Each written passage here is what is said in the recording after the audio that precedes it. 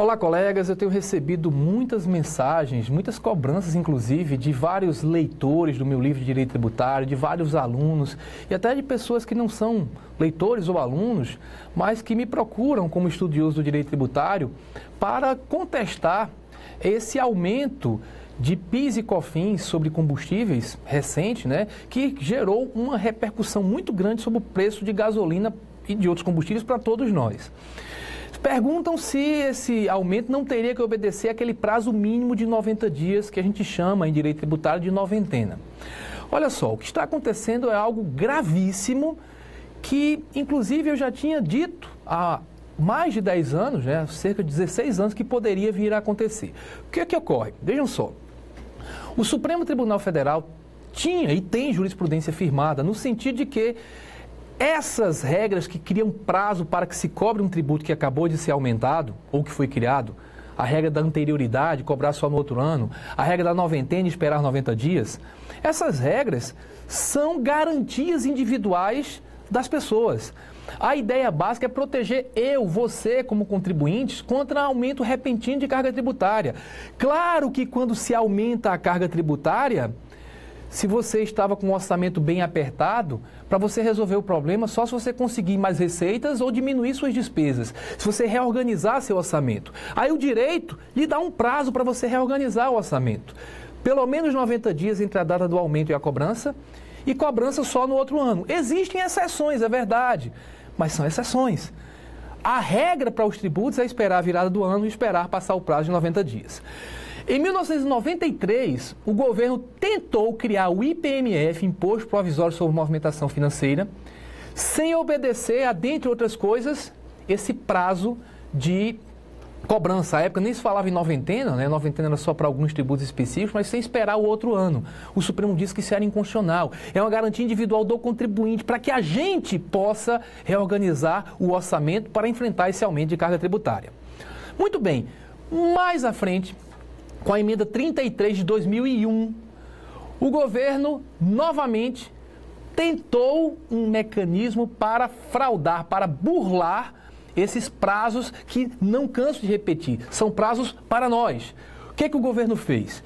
Criou uma sistemática para combustíveis, vejam aí a origem dessa história toda, para CID combustíveis basicamente, e para o ICMS sobre combustíveis, permitindo que em certas circunstâncias as alíquotas sejam reduzidas ou restabelecidas sem obediência à anterioridade, nem à noventena, sem obediência a prazo, basicamente. Então não teria prazo algum para se fazer a cobrança. Bem, eu costumo chamar isso de um cavalo de Troia, que é uma coisa que parece um presente, mas dentro tem uma surpresinha para você. Porque quando você diz, o governo poderá, e colocaram em emenda à Constituição, reduzir. É uma coisa boa, Então deixar o governo reduzir por ato próprio, por decreto ou por convênio, como é o caso do ICMS, reduzir é uma coisa boa. Então eu não quero que o governo fique impedido de reduzir, mas coloca reduzir ou restabelecer. Restabelecer é voltar para o que estava. O que estava anteriormente a essa redução. Então, se a alíquota estava em 50, aí o governo reduz para 10, que ótimo. Mas ele pode voltar para 50. Aí você vai dizer, mas é melhor que ele possa reduzir, mesmo que volte depois, do que eu ficar sempre com 50. Então, vamos deixar que o governo possa fazer isso, o Poder Executivo possa reduzir e restabelecer a alíquota de CID de combustíveis, sem obedecer à legalidade, porque faz por ato próprio, sem obedecer a prazo para cobrança. Vamos permitir isso. Só que é um cavalo de Troia pelo seguinte, eu já alertava lá em 2001, já escrevi sobre isso, dizendo, olha, esse mecanismo abre a possibilidade de o governo colocar na lei uma alíquota absurda, imagine 100%, e no mesmo dia reduzir para a alíquota que ele quer naquele momento, para 5%, por exemplo. E a partir daí ele ganha liberdade para a qualquer momento subir para qualquer patamar, perto de 100 até, sem ter que obedecer a prazo e fazendo por ato próprio. Isto é um cavalo de Troia. Foi colocado numa emenda, mas eu defendia que era contrário a uma cláusula pétrea. Garantia individual. A Constituição diz que é cláusula pétrea. Não precisa ser garantia individual daquelas do artigo 5º da Constituição. A garantia da anterioridade, a garantia da noventena, são garantias do contribuinte que nos protegem contra coisas como esta. Muito bem. Lá o caso eu já considerei grave, mas foi feito via emenda. Só poderia ser declarado inconstitucional se o Supremo entendesse que a emenda feria uma cláusula pétrea. Estava empacotado como coisa boa, assim como um cavalo de Troia.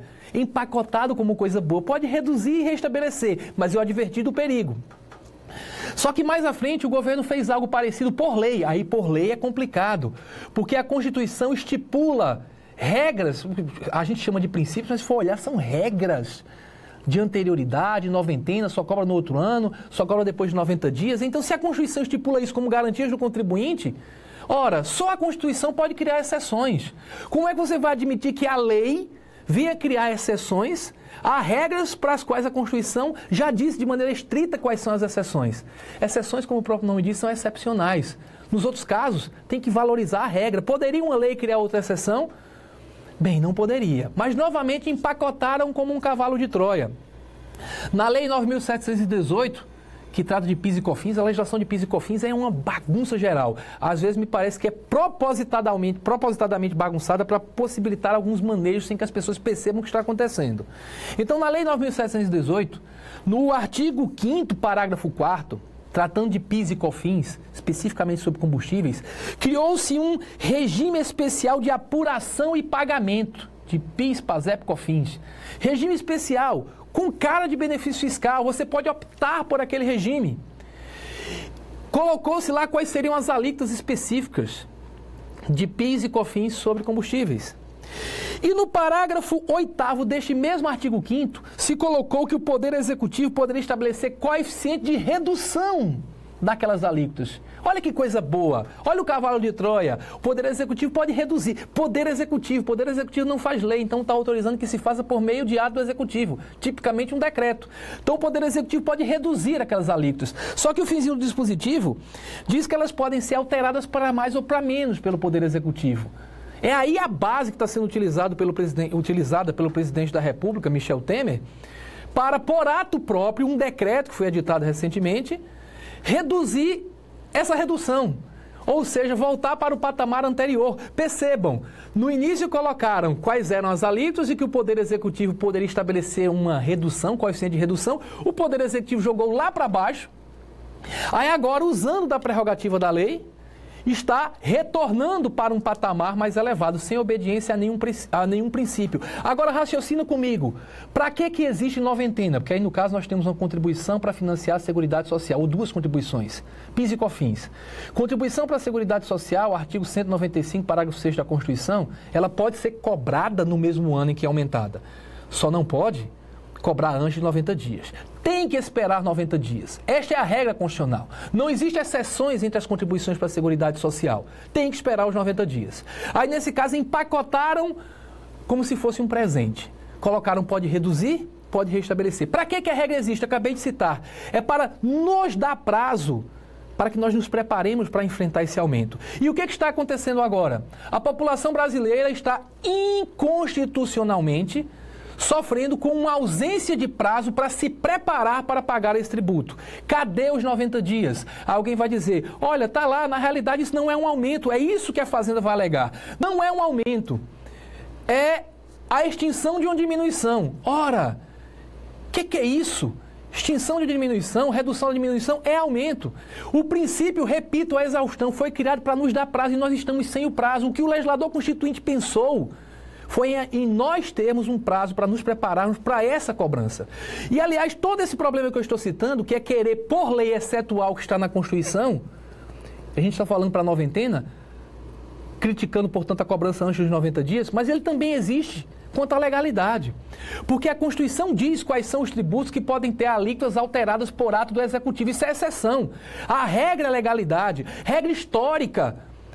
Sempre se falou que a ideia é que somente o povo pode autorizar a cobrança ou um aumento de um tributo.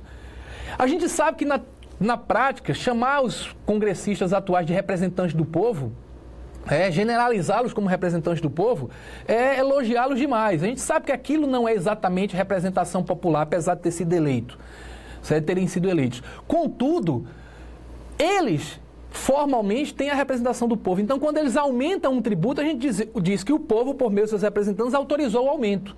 Só que isso é para o Congresso. Não é para ser feito por ato do Executivo, só nos casos em que a Constituição autoriza. A Constituição autoriza o Poder Executivo Federal a mexer com as alíquotas do Imposto de Importação, do de Exportação, do IPI e do Imposto sobre Operações Financeiras, certo? Quanto a impostos, só estes. Colocaram via emenda no cavalinho de Troia, o primeiro, a possibilidade do Executivo mexer com alíquotas de CID de combustíveis. Ponto.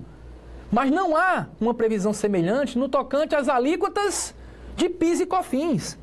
Aí colocaram na lei, como fica bom para a população, o presidente pode reduzir. O problema é que eles adotaram a técnica que eu citei para vocês. Colocaram uma alíquota alta, reduziram, criaram um coeficiente de redução e agora estão utilizando a autorização para voltar para aquele patamar exagerado inicialmente, sem obediência a nenhum princípio.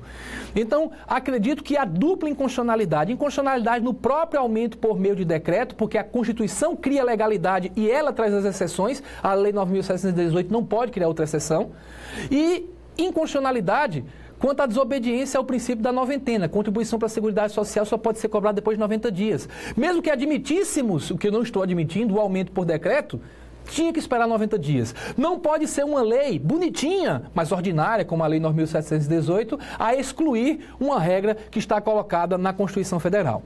Então, em face de tudo que eu acabei de falar, da minha revolta, e aí não é como autor de direito tributário, não é como professor de milhares de pessoas pelo país, é minha revolta como cidadão, que também estou sujeito a esse aumento, com desrespeito à Constituição Federal que está sendo perpetrado pelo governo atual, que vou formular a representação, aí eu sou membro do Ministério Público de Contas do Estado de Pernambuco, mas não tenho atribuições com relação a isso. Trata-se de um tributo federal, portanto vou representar como cidadão brasileiro, tanto a Procuradoria-Geral da República quanto a Ordem, Conselho Federal da OAB, que são instituições que têm poder para propor ações diretas de inconstitucionalidade, para verificar se essas instituições poderão oferecer uma ação direta para nos livrar com efeito erga omnes, com efeito para todo mundo, dessa arbitrariedade que, no meu entender, está sendo cometida contra a Constituição brasileira, contra o povo brasileiro. Então, não tenho dúvidas, espero que a ação venha a ser ajuizada, não tenho legitimidade para propor ADIM, estou provocando quem vai propor, quem pode propor. Durante a semana subsequente, na próxima semana, eu estarei mandando essas representações, esperando que o Supremo Tribunal Federal faça valer o que diz na Constituição, o que é dito na Constituição brasileira. Como naquela história que muitos conhecem lá de Sanssouci, na Alemanha, né? Quando violaram o direito dos alemães, um cidadão alemão disse: mas ainda temos juízes em Berlim, espero daqui a alguns meses ou alguns dias, Deus queira, poder dizer para todos vocês: tentaram violar, vilipendiar nossos direitos, mas ainda temos juízes em Brasília. Espero poder dizer isso e que essa inconstitucionalidade seja retirada do ordenamento jurídico. Conto com o seu compartilhamento cidadão, conto com sua revolta cidadã e conto com a Procuradoria-Geral da República, com a Ordem dos Advogados do Brasil e com o Supremo Tribunal Federal para afastar do ordenamento jurídico essa inconstitucionalidade e fazer valer os nossos direitos. Compartilhe, até uma próxima oportunidade. Tchau, tchau.